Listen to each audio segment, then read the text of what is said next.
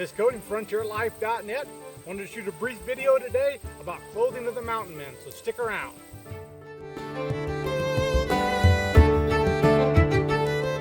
Okay, so this is just going to be a real brief video on the clothing of the mountain men, talk about some basics.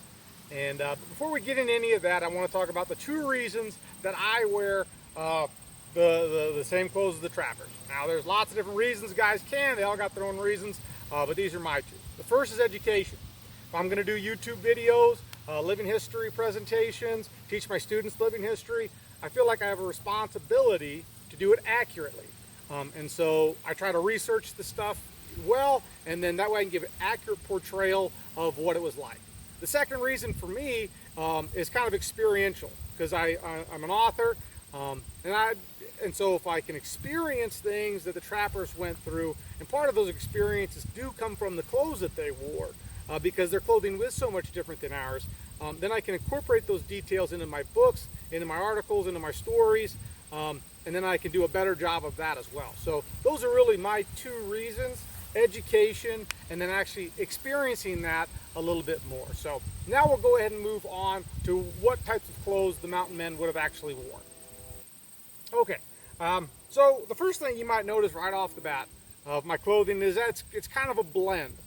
It's a blend of man-made materials, like this flannel shirt, and of primitively made materials, like this is a brain tan, buckskin jacket, and leggings. And that kind of symbolizes the mountain men, and I guess in my opinion, to an extent, is that they really were a blend of modern, in their time, modern materials, man-made materials, and then natural. So whether that's the things they knew, the tools they had, the clothes they wore, it's pretty symbolic of kind of their lives. Half man-made, manufactured world, half natural world. So as far as materials go, there's a whole bunch of different kinds, but that's kind of a basic rule. And then kind of just from the ground up, the guys, they wore shoes. Some shoes were even sold at rendezvous. So they wore shoes, but a lot of the guys' most common footwear was moccasins. And here I have some hard sole moccasins that I wear. I really do actually like wearing these. I wear them quite often. They're very comfortable. They're ones that I made. So moccasins would have been the number one choice, especially after their shoes wore out when they started heading west.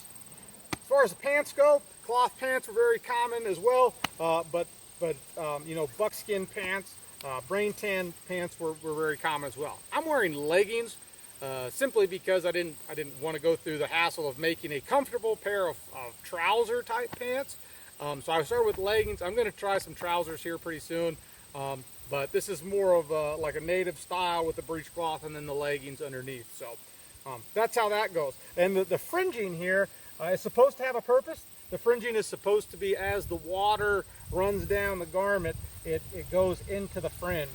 I'm not sure how much that is true, but one thing that is true about it is it makes a nice little lacing, kind of an emergency lacing material if you need one. You need to do some sewing, and you need some, well, you got a whole bunch just right on your pants or your jacket or whatever. So it's kind of multi-purpose there.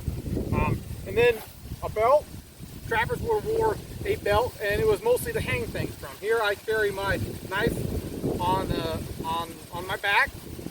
They would have worn maybe their beaver cast or whatever as well. So belts and sashes were very common. This is just brain tan with a little iron buckle there, so it's very simple.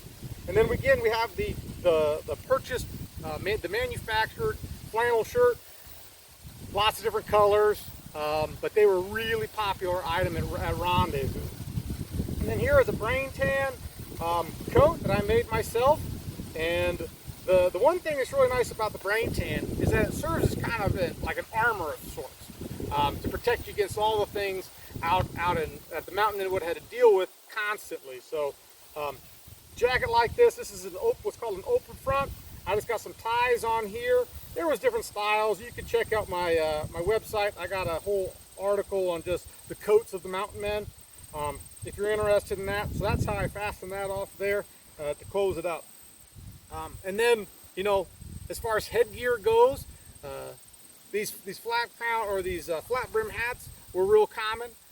They would have wore wolf ear style as well, and there's some pictures of that as well. Seems like the most common one would have been a hat similar to this that they purchased. So there you go. So there you have just a real quick video on the clothing of the mountain men. You know, it would have varied by the personal taste of each trapper, of what they had access to, how much money they had, and things of that nature. So, but this should give you a basic idea of what a mountain man might have looked like back in the 18th, 20s, 30s, or 40s during the rendezvous period. So, hope you like it. And again, this is Cody from FrontierLife.net. Thanks for checking us out.